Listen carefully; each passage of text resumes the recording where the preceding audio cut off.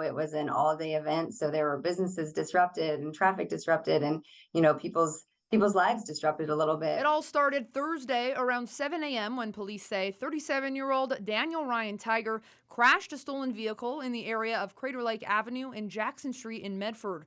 Police pulled him over in West Medford, where he reportedly gave false information, then rammed into a patrol car and drove away.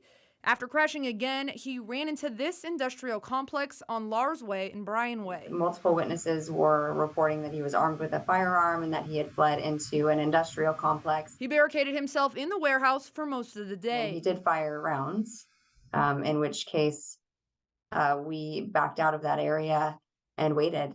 So we had the area surrounded. We knew he was in there. There was no other employee or anyone in danger within that building specifically.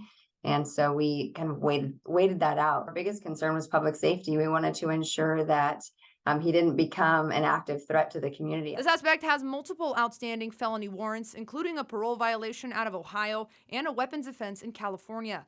That prompted MPD's SWAT, drone team, canines, and crisis negotiation team. When we get activated or respond to certain situations is usually because somebody's in crisis, whether it's a mental health crisis, whether it's a barricaded subject, whether it's somebody with some kind of an emotional disturbed mental state of mind. Officer Arturo Vega heads MPD's crisis negotiation team of 7. It's made up of school resource officers, detectives, livability team officers, and patrol officers. We ended up talking to him over the phone, like I said, for almost 7.5 hours, and different tactics that we use, verbal de-escalation type tactics that we use to try to persuade him to do certain things, ended up working, and we were successful at it. Around 4:30, Tiger surrendered and was taken into custody without incident.